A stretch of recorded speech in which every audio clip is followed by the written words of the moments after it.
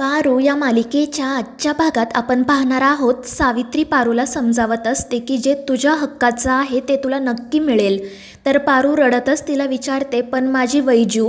आणि त्यावर सावित्री तिला समजावते की तू वैजूचा विचार करू नको, ती नक्कीच एखाद्या चांगल्या माणसाला भेटली असणार. मात्र पारू तिला म्हणते, पण जर ती एखाद्या वाईट माणसाला भेटली असेल तर सावित्री म्हणते की असं नाही होणार, माझा विश्वास आहे. आणि मग ती पुन्हा एकदा पारूला सांगते की आता असं काही वागू नको ज्यामुळे मारुती दादांची नोकरी धोक्यात येईल. आणि त्यावर पारू हो म्हणते. त्यानंतर सावित्री तिला सांगते की हे बघ, मी तुझ्यासाठी मेहंदी घेऊन आले आहे. असं म्हणतात की ज्या मुलींचं लग्न व्हायचं असेल त्यांच्या हातावर जर मेहंदी लावली आणि ती रंगली तर त्यांचं लग्न लवकर जमतं. आणि मग त्यानंतर ती सुद्धा पारूच्या हातावर मेहंदी लावते. पारू तिला सांगते की आत्या, माझ्या हातावर वैजू हे नाव लिहा. आणि मग सावित्री तिच्या हातावर वैजूचं नाव लिहिते आणि मग तेथून जाण्यासाठी निघते. तर पारू मेहंदी सुकवण्यासाठी बाहेर येऊन बसलेली असते आणि त्याच वेळी तिचं लक्ष लॉनमध्ये असणाऱ्या आदित्यकडे जातं. आदित्य फोनवर बोलत त्या ठिकाणी फेऱ्या मारत असतो आणि त्याच ठिकाणी ती लक्ष्मण रेषा म्हणजे दोरीसुद्धा असते. त्याच्यात आदित्यचा पाय अडकून तो पडू नये म्हणून पारूला काळजी वाटते. ती आदित्यला आवाज देण्याचा प्रयत्न करते, पण तिचा आवाज आदित्यपर्यंत पोहोचत नाही. आणि मग त्यामुळे पारू पळतच आदित्य जवळ जाते. मात्र जेव्हा ती त्याच्या जवळ जाते तेव्हा तिचाच पाय अडखळतो आणि ती खाली पडणार इतक्यात आदित्य तिला सावरतो. आणि या सगळ्या गडबडीमध्ये पारूच्या हातावरील मेहंदी आदित्यच्या हातावर लागते. त्यामुळे पारू खूप घाबरते. ती घाबरून म्हणते की आदित्य साहेब, तुम्ही या लक्ष्मण रेषेत अडकून पडणार होता म्हणून मी पळत इथे आले. मी तुम्हाला मोठ्याने आवाज देण्याचाही प्रयत्न करत होते, पण या घरात मोठ्याने बोलण्याला सुद्धा बंदी आहे ना, त्यामुळे मी हळूच आवाज दिला, तो तुम्हाला ऐकू आला नाही. आणि मी तुम्हाला वाचवायला गेले तर ही मेहंदी तुमच्या हाताला लागली, मला माफ करा. तर आदित्य तिला शांत करत म्हणतो की ठीक आहे, काही हरकत नाही. पण पारूच्या हातावरून वैजूचं नाव पुसल्यामुळे ती नाराज होते आणि तेथून निघून जाते. तर दुसरीकडे अहिल्या श्रीकांतला म्हणत असते की हा प्रीतम आत्तासुद्धा घरात नाही आहे, या वेळेला तो कुठे गेलाय काय माहीत. आणि त्यावर श्रीकांत तिला समजावतो की अगं, त्याचं वयच अल्लड आहे. मात्र अहिल्या म्हणत असते की प्रीतम ज्या वयाचा आहे त्या वयातून तू सुद्धा गेलाय, आदित्यसुद्धा गेलाय. तुम्हाला तर मी कधीच त्याच्यासारखं वागताना बघितलं नाही. आणि आता जर या प्रीतमला व्यसन घालायची असेल ना तर एकच मार्ग आहे. त्यावर श्रीकांत विचारतो कोणता. तर अहिल्या सांगते त्याचं लग्न करून देण्याचा. आणि ते ऐकून श्रीकांतला धक्का बसतो. तो म्हणतो की आदित्यच्या आधी त्याचं लग्न कसं करायचं. मात्र अहिल्या म्हणते की दुसरा कोणताही मार्ग नाही आहे. जर त्याचं लग्न झालं तरच तो सुधारेल, त्याच्यावर जबाबदारी येतील. आणि त्यावर श्रीकांत म्हणतो ठीक आहे, जर तू म्हणतेस तर खरंच असेल. त्यानंतर दामिनी अहिल्यासोबत बोलण्यासाठी तिच्या रूममध्ये जाते. त्यावेळी अहिल्या मीरासोबत फोनवर बोलत असते. ती मीराला सांगत असते की तुझ्या मुलीला दिशाला घेऊन घरी ये, मी तिच्या आणि प्रीतमच्या लग्नाचा विचार करते. पण नेमकं हे बोलणं दामिनी ऐकते आणि खूप चिडते. त्यानंतर ती लगेच तिच्या रूममध्ये जाऊन तिच्या माहेरी फोन करण्याचा प्रयत्न करत असते, पण कोणीही तिचा फोन उचलत नाही.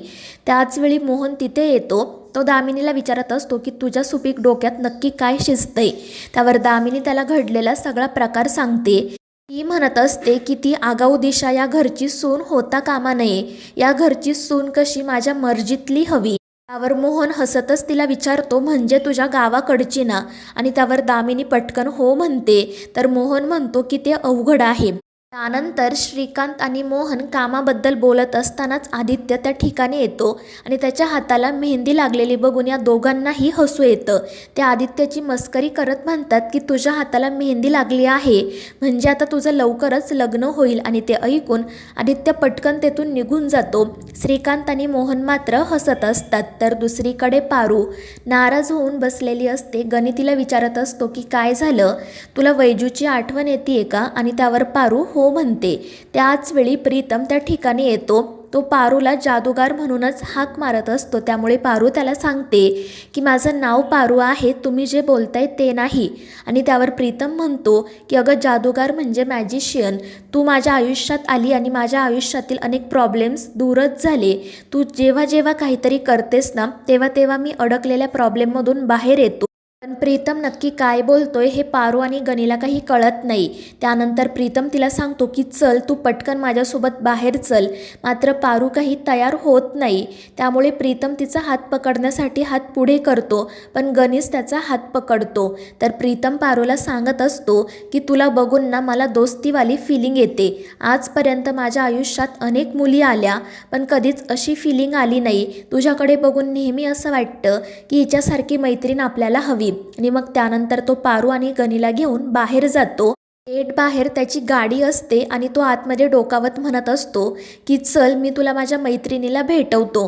मात्र तो नेमका कोणाशी बोलत आहे हे पारू आणि गनीला कळत नाही. ते दोघे पुन्हा आतमध्ये जाण्यासाठी निघतात, पण त्याच वेळी त्यांना वैजूचा आवाज येतो. प्रीतम गाडीमधून वैजूला बाहेर काढतो आणि वैजूला सुखरूप बघून पारूला खूप आनंद होतो. ती वैजूला पटकन हातात घेते. तर प्रीतम तिला सांगतो की मी हिला तुझ्याकडे बघितलं होतं. मगाशी मी घरी येताना ही मला रस्त्यावर फिरताना दिसली.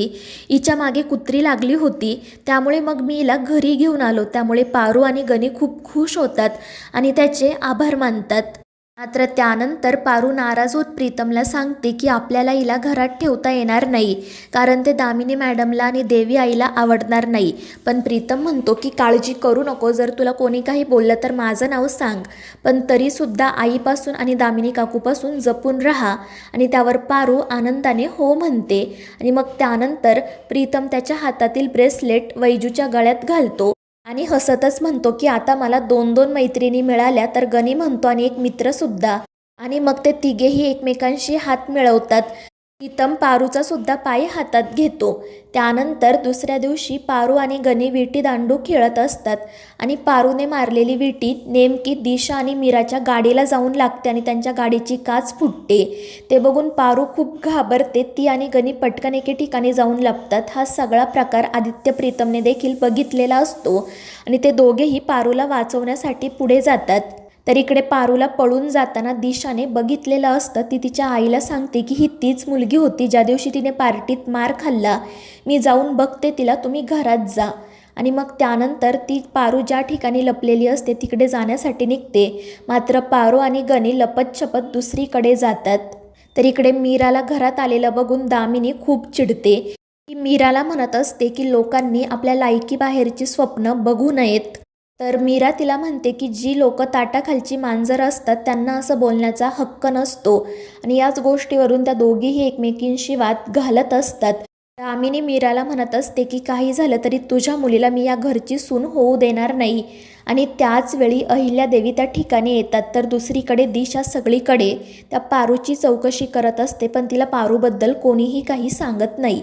तर इकडे अहिल्या दामिनीला विचारत असते की तू आणि मीरा एकमेकींना ओळखता का? त्यावर दामिनी सांगते हो, आमच्या दोघींची गावं शेजारी शेजारीच आहेत.